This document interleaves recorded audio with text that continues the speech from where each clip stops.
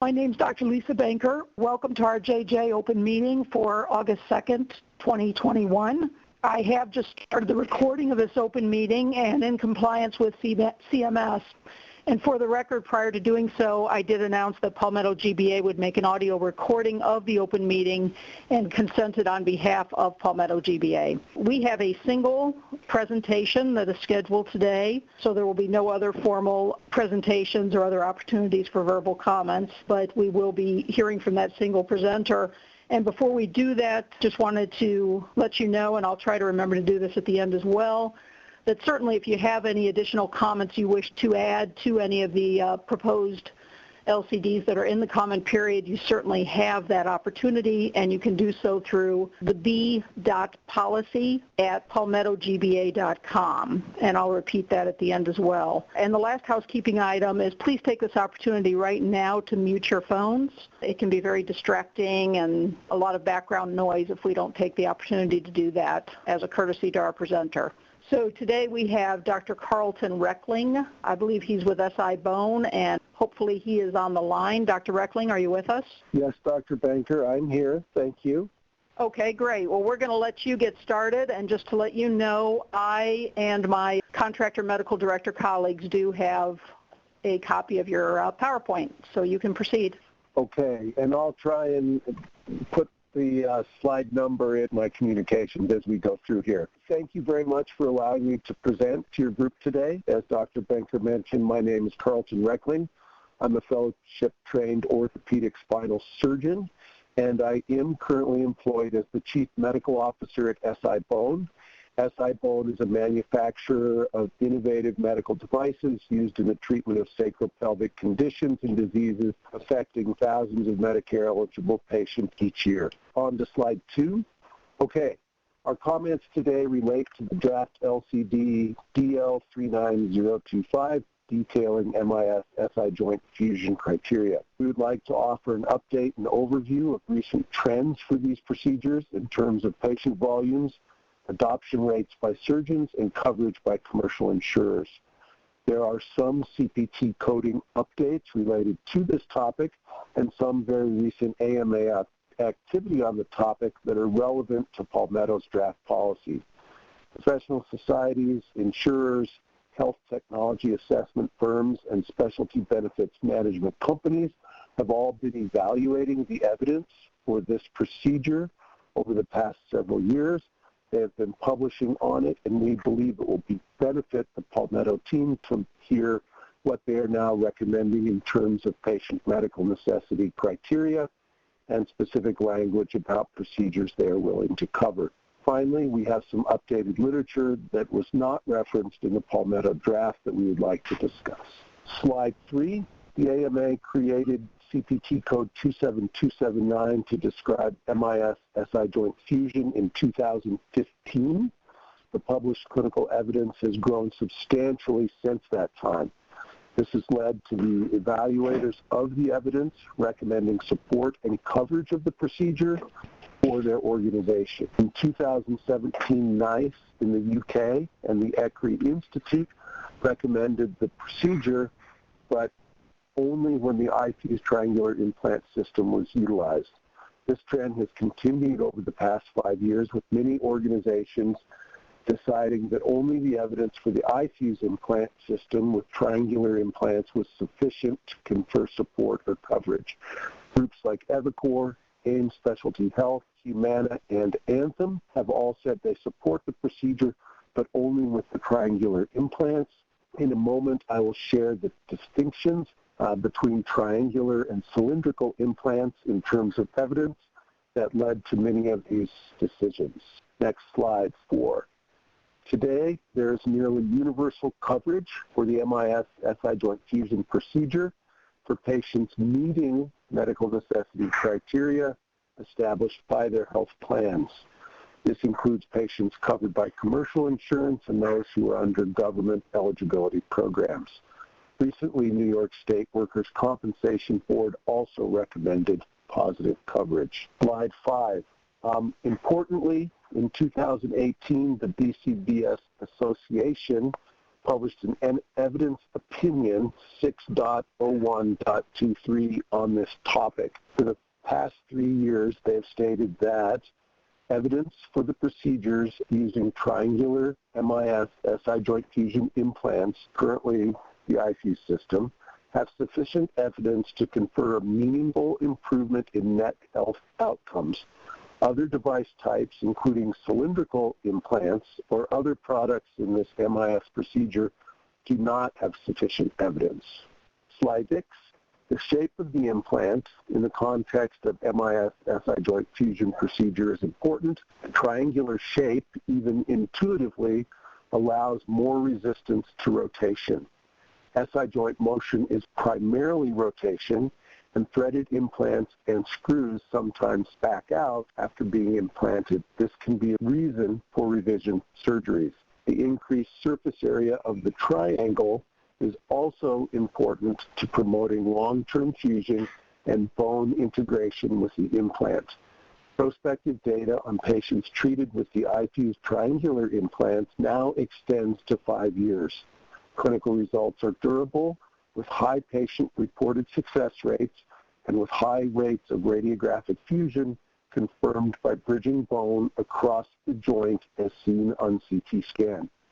Clinical outcomes for triangular-shaped implants include Level 1 and Level 2 studies, including the long-term 5-year results that have been recently published. Some evidence for cylindrically shaped implants does exist, but it is lower level of evidence, typically Level 3 or Level 4 case series. Slide 7, the unique shape of iFuse amongst the approximately 20 or more competitive lateral transfixing implants is also distinguished. This is a table of the top 4 competitive implants to iFuse used in the lateral transiliac procedures. They are all screw-based and cylindrical in cross-section. The laterally placed implants have been available and in broad use since around 2010 and were the subject of the AMA CPT panel's deliberation when evaluating the temporary and subsequently the permanent code for this procedure. The evidence the AMA panel evaluated in 2013 and again in 2014 was primarily based on the iFuse procedure, a lateral transiliac approach to the joint. Slide 8. In terms of the published clinical evidence for lateral transiliac product, iFuse today remains the lion's share of the entire body of literature, and iFuse is the only implant with Level 1 clinical evidence.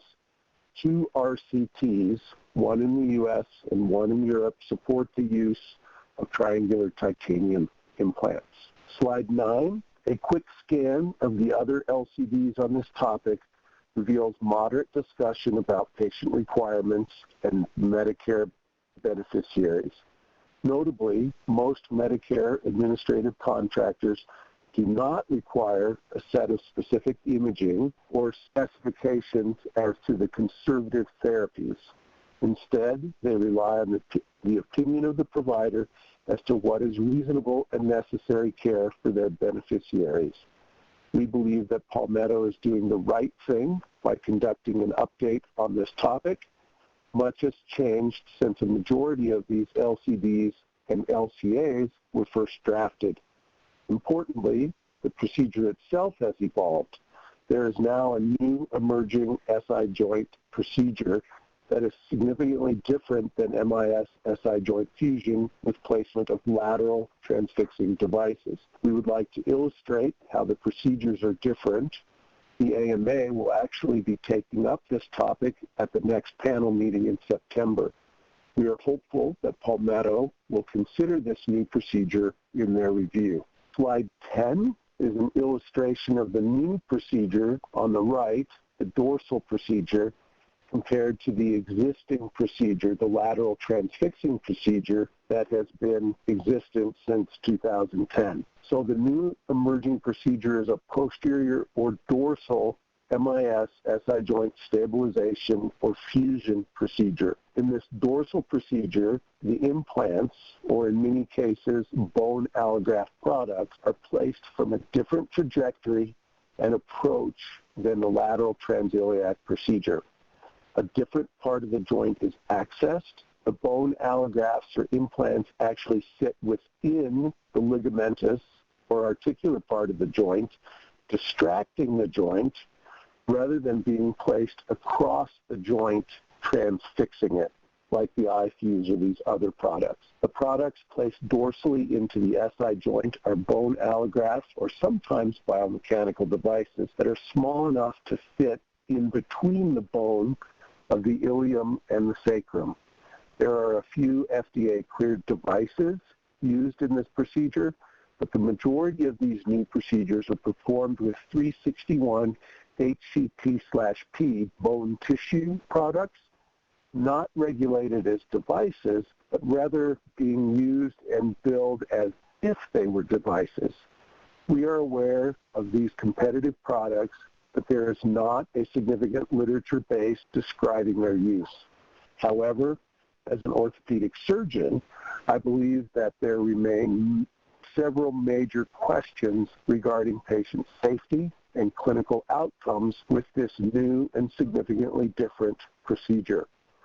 The surgical principles for stabilizing and fusing the joint with the new posterior procedure, this would be ligamentataxis and distraction arthrodesis, similar to the old BAK strategies, are very different than the principles of the lateral transfixing devices and the lateral procedure.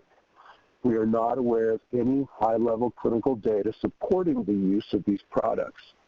This new procedure is very different from the lateral transiliac procedure using iFuse or the other cylindrically shaped implants like Rialto from Medtronic that have been on the market over 10 years. The market has seen a significant increase in the use of these new dorsal MIS procedures over the last couple of years. These new procedures are typically performed in the ASC or outpatient setting. We also note that many of these companies market the procedure to non-surgeon physicians, such as PMR or anesthesia-trained pain physicians. Slide 11. In December, the International Society for the Advancement of Spine Surgery, ISASS, issued updated recommendations on the MIS SI joint fusion procedure.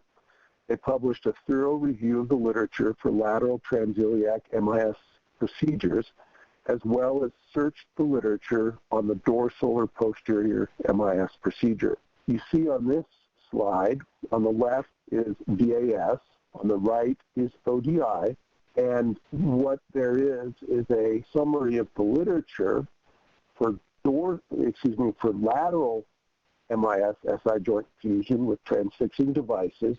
That's the top of each of the two boxes. So there's about 30 publications for lateral, and then underneath are the dorsal procedures. Again, on the left is VAS, on the right is ODI. And you see that in addition to the differences in the volume of literature, the change scores are less for the dorsal procedure, the bottom of the two graphs, compared to the lateral, the upper of the two graphs. The blue is the beginning and the green is the final outcome described in each of the studies. And you see that the delta is significantly larger for the lateral procedure than the dorsal procedure for both VAS and ODI. Next slide. Also, in the December update, ISASS formally recommended that surgeons report the MIS dorsal or posterior SI joint procedure using an unlisted CPT code. They believe the dorsal procedure is very different from the lateral procedure and that the CPT code 27279 used for MIS SI joint fusion describes only the lateral or posterolateral approach with placement of transfixing implants. 27279 does not describe the dorsal MIS procedure. This opinion is shared by many coding experts. Next slide. This is 13, current SI joint procedures and CPT terminology. Since the December ISASS publication, Other coding experts have stated the new dorsal procedure is not described by either 27279 or by code 27280 used to describe open SI joint fusion procedures. The American Academy of Professional Coders Journal, Healthcare Business Monthly, has seen multiple submissions by coding expert authors that agree with ISAS's recommendations. In 2020, the AMA CPT knowledge base responded to an inquiry about these dorsal bone allograft procedures, and they stated the use of CPT 27279 should be centered on the patient vignettes in the code 27279 that all describe a lateral transiliac procedure only. At the upcoming September CPT panel meeting, the AMA CPT editorial panel will review a proposal to create a T-code for the MIS dorsal or posterior procedure. If accepted, the T-code would be effective for these procedures effective July 1, 2022.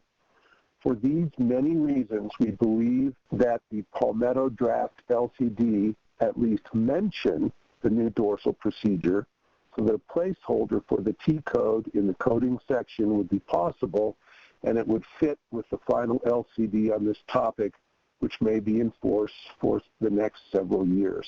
Next slide.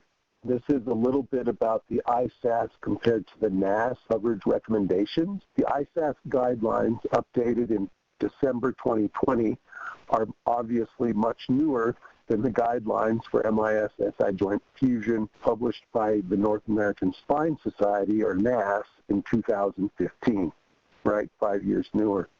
The Palmetto draft LCD relies more heavily on the NAS criteria, which are older and do not rely on the significant updates to the literature on this topic that have occurred since it was published in 2015. This includes the long-term 5-year follow-up of iFuse patients. The ISAS update states that the iFuse literature makes up most of the high-level clinical evidence on this topic. Patients treated in the iFuse prospective studies, including the long-term follow-up study protocols, did not require certain criteria that NAS currently recommends. If Palmetto adopts the current draft LCD language, which is based on the more rigorous NAS criteria, it may be overly restrictive and stringent than is necessary for Medicare beneficiaries who may benefit from the procedure.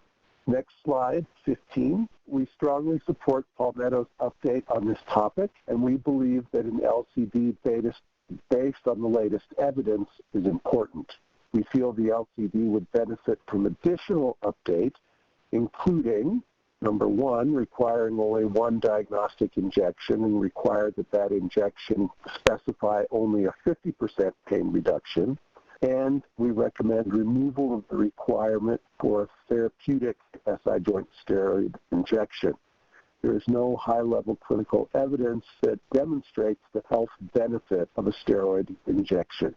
We would also ask that the LCD distinguish and discuss the new MIS dorsal procedure as different from the lateral transiliac procedure. To be the most evidence-based LCD, coverage criteria should only apply to triangular implants, a distinction that many organizations, including BCBSA and some of the large national players like Anthem and Humana, have already made. It is the triangular shape they are referring to rather than a specific manufacturer or product. Slide 16 illustrates the slight differences in the NAS coverage criteria compared to ISAS, and you see on the bottom of that cascade that ISAS differs on 2 points. ISAS recommends only a single diagnostic injection rather than the 2 diagnostic injections in the NAS criteria. And ISAS requires only a 50% pain reduction, which is supported by the Poly paper, and ISAS does not require a therapeutic injection. Rather, the use of the therapeutic injection is left to the discretion of the physician provider. So next slide, slide 17. In summary, We have discussed a number of points in this presentation. We recommend the draft LCD require only one diagnostic injection, not two. That the threshold for pain improvement from the injection should be 50%, not 75%. We recommend there be no therapeutic injection requirement. Rather, a provider may provide the injection if desired. The draft LCD should mention triangular versus cylindrically shaped implants used for lateral transiliac procedures. This would reflect the level 1 clinical evidence from 2 RCTs and multiple prospective trials on the triangle, and we recommend the draft LCD mention and exclude the dorsal posterior MIS procedure in this LCD. The T-code decision from the AMA CPT panel should be revealed shortly, potentially as early as November. Slide 18, the clinical literature references. We did make a number of suggestions for additional literature to be included in the LCD. That's in the bottom row, highlighted with the red title. The literature on the iFuse implant system on the triangular titanium implants, there are over 95 published articles worldwide on the iFuse implant. Data includes 10 level 1 papers and 12 level 2 papers. No other SI joint device has level 1 data at all. The data shows significant patient improvement, which is sustained to 5 years postoperatively through multiple prospective studies. And finally, I'd again like to thank the group today for allowing me to speak. Thank you for your time and the opportunity to address these important topics. If there are any questions, I'd be happy to answer them, and we would, of course, be happy to follow up with you after the meeting if desired. Thank you. Thank you, Dr. Reckling. Palmetto certainly appreciates and very much values the input you provided today, so thank you very much. I am presuming that none of my professional colleagues on the line has any direct questions at this point. So this is going to conclude the open meeting for today. Again, we thank everyone for listening in and appreciate Dr. Reckling's input again. In conclusion, if you do have any follow-up comments on any of the policies that are being proposed and are the subject of this open meeting today, please again feel free to submit them in written fashion to the B policy, that's B.policy, B as in boy, at palmettogba.com. That's all one word, Palmetto GBA, G as in girl, B as in boy, A as in apple. Thank you very much for being here today, and I hope you all have a lovely afternoon. Thank you very much for your time. Appreciate the opportunity.